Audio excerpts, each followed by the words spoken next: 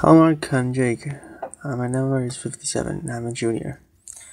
The topic I'm going to read today is what makes a world real. I'm going to start by telling you a little bit about my social life, which I know may not seem relevant, but it is.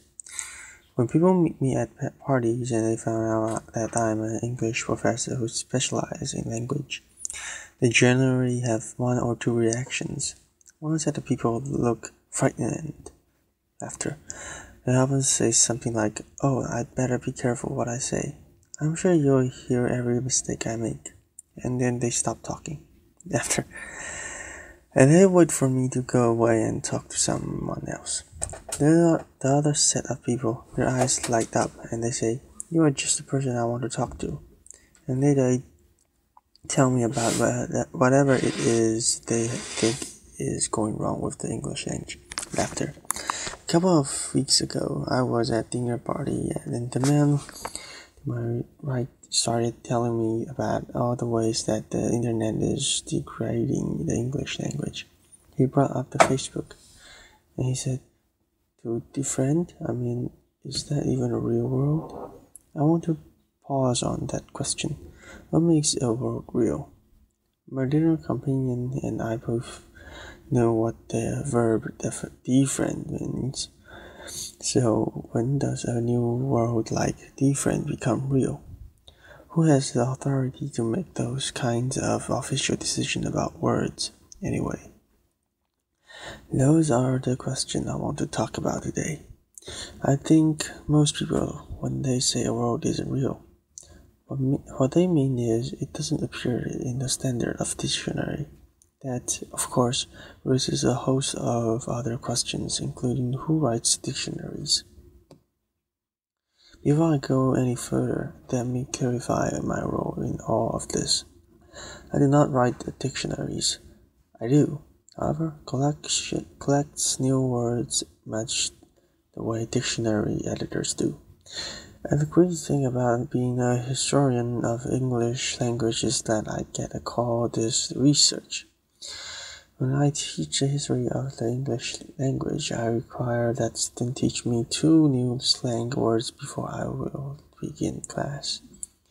Over the years, I have learned some great new slang this way, including hangry, which is when you are cranky or angry because you are hungry, and adorable, which is when you are adorable in kind of dorky way. Very clearly, terrific word that few important gaps in English language. After, but how real are they if we use them primarily as slang and they don't yet appear in a dictionary? With that, let's turn to dictionary. I'm going to do this as a show of hands. How many of you still refer to a dictionary, either in print or online? Okay, so that looks like most of you. Now, a second question, again. A show of hands. How many of you ever look to see who edited the dictionary you are using? Okay, many fewer. At some level, we know that there are human hands behind dictionary, but we're really not sure who those hands belong to. I'm actually fascinated by this. The most critical people out there tend not to be very critical about dictionaries, not distinguishing among them, and not asking a whole lot of questions about who edited them. Just think about the phrase "look it up in the dictionary," which suggests that all dictionaries are exactly the same. Consider the library here on campus. Where you go into the reading room and there is a large unabridged dictionary up on a pedestal. In this place of honor and respect line open so we can go stand before it to get answers. Now, don't get me wrong, dictionaries are fantastic resources, but they are human and they are not timeless. I'm struck as a teacher that we tell students to critical question every text they read. every website they visit, every dictionaries, which we tend to treat as an unauthorized, as they came from nowhere to give us answer about that, about what words really mean. Here's the thing: if you ask dictionary editors, what they'll tell you is they're just trying to keep up with us as we change the language. They're watching what we say and what we write and trying to figure out what's going to stick and what's not going to stick. They have to gamble because they want to appear cutting edge and catch the words, and they are going to make it, such as LOL. But they don't want to appear faddish and including the words that aren't going to make it. And I think a word that they're watching right now is YOLO. You only live once. Now I get to hang out with dictionary editors, and you might be surprised by one of the places where we hang out. Every January you go to America Dialect Society annual meeting, where among other things we vote on the word of the year. There are about 200 or 300 people who come. Some of the best known linguists in the United States. They give you a sense of the flavor of the meeting. It occurs right before happy hour. Anyone who comes can vote. The most important rule is that you can vote with only one hand. In the past, some of the winners have been tweets in 2009 and hashtag in 2012. Chat was a word of the year in 2000. Because who knew chat was before 2000? And WMD in 2002. Now we have other categories in which we vote to, and my favorite category is Most Creative Word of the Year.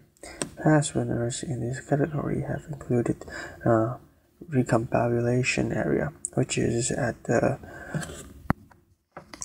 Milwaukee Airport after security, where you can recombobulate laughter. You can put your belt back on, put your computer back in your bag, and then my all-time favorite word at this vote, which is multi-slacking laughter.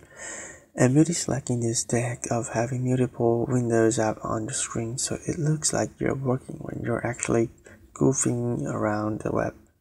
After a pause, will all of these words stick? Absolutely not. And we have made some questionable choices. For example, in 2006, when the word of the year was Pluto, to mean demoted, laughter. But some of the past winners now seem completely unremarkable, such as app and E as a prefix and Google as a verb. Now, a few weeks before our vote, Dak Superior State University issues its list of vanished words for the year. What is striking about this is that there's actually often quite a lot of overlap between their list and the list that we are considered for words of the year. And this is because we're noticing the same thing. We're noticing words that are coming into prominence. It's really a question of attitude. Are you bothered by language fads and language change? Or do you find it fun, interesting, something worthy of study as part of living language? The list by Lake Superior State University contains a fairly long tradition in English of complaints about new words. So here is Dean Henry of Alford in 1875, who was very concerned that that desirability is really a terrible word. In 1760, Benjamin Franklin wrote a letter to David Hume giving up the word colonize as bad. Although Over the years, we're always seeing worries about new pronunciations. Here is Samuel Roger in 1855, who is concerned about some fashionable pronunciation that he finds offensive, and he says, as if contemplate were not bad enough, bacon makes me sick. After the word is borrowed from Italian, and it was pronounced balcony. These complaints now strike us as quaint, if not downright adorable laughter. But here's the thing. We still get quite worked up about language change. I have an entire file in my office of newspaper articles which express concern about illegible words that should not have been included in the dictionary, including LOL. When it got that Oxford English Dictionary and when it got in the Oxford American Dictionary, I also have articles express concern about invite as a noun, impact as a verb. Because only teeth can be impacted, and incentive is described as boorish, bureaucratic misspeak. Now, it's not that dictionary editors ignore these kinds of attitude about language. They try to provide us some guidance about words that are concerned, slack, or informal or offensive, often through usage labels. But they're in something of a bind, because they're trying to describe what we do, and they know that we often go to dictionaries to get information about how we should use a word well or appropriately. In response, American Heritage Dictionary, including usage note tend to accord with words that are troublesome in one way, and one of the ways that they can be troublesome is that they're changing meanings. Now, usage note involves very human decisions, and I think as dictionary users, we're often not as aware of those human decisions as we should be. To show you what I mean, we'll look at an example. But before we do, I want to explain what the dictionary editors are trying to deal with in this usage note. Think about the word per use and bruise, and how you use that word. I would guess many of you are thinking about scam, reading quickly. Some of you may even have some walking involved because you're pursuing grocery store shelves or something like that. You might be surprised to learn that if you look in most standard dictionaries, the first definition will be to read carefully or pour over. American Heritage has that as the first definition. They then have as the second definition skim, and to the next they say usage problem after, and then they include a usage vote, which is worth looking at. So here's the usage note. Bruce has long meant to read through but the word is often used more loosely to mean simply to read. Further extension of the word to mean to glance over skin has traditionally been considered an error, but our ballot results suggest that it is becoming somewhat more acceptable. When asked about the sentence, I only had a moment to browse the menu quickly. 66% of the usage panel found in unacceptable in 1988, 58% in 1999 and 48% in 2011. The usage panel that trusted body of language authorities who is getting more lenient about this. Now, what I hope you're thinking right now is, wait, who's on the usage panel? And what should I do with their pronouncements? If you look in Front Matters of American Heritage Dictionary, you can actually find the name of the people on the usage panel. But who looks at the front matter of dictionaries?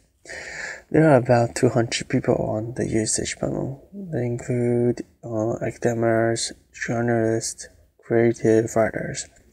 There are a Supreme Court justice on it and a few linguistics. As of 2005, the list includes me.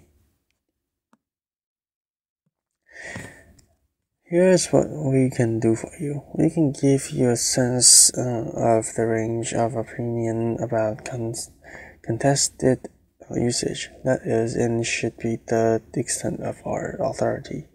We are not a language academy. About once a year, I get a ballot that asks me about whether new uses, new pronunciations, new meanings are acceptable. Now, here's what I do to fill out the ballot.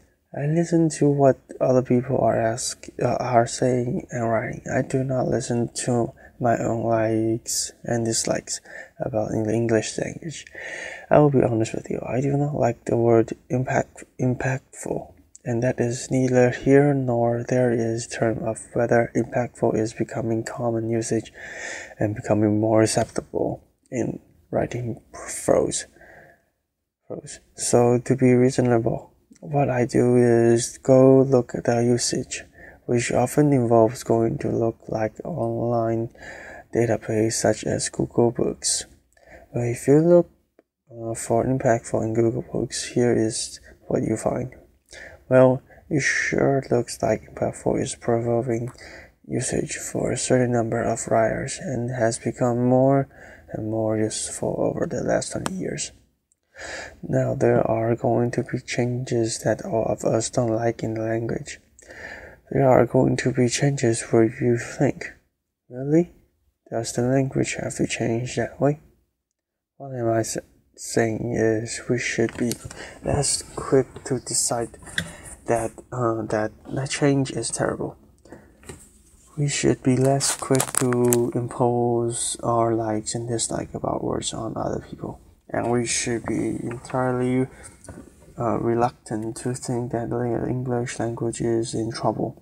It's not. It is rich and vibrant and filled with the creativity of the speaker who speak it. In retrospect, we think it's fascinating that the word nice used to mean silly, and that the word decimate used to mean kill one in every 10 after.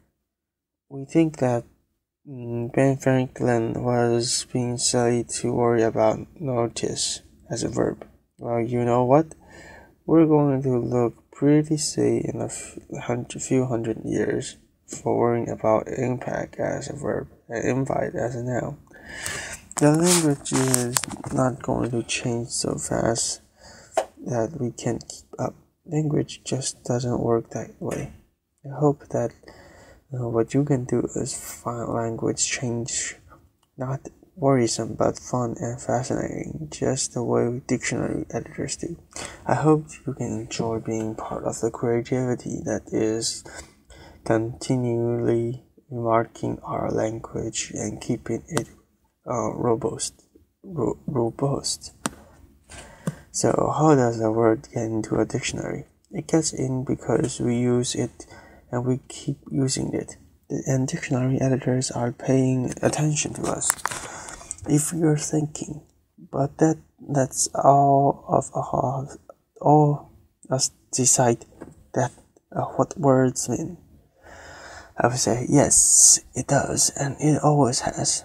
Dictionaries are a wonderful guide and resource but there is no objective dictionary authority out there that is final arbiter about what words mean. If a community of speakers is using a word and knows what it means, it's real.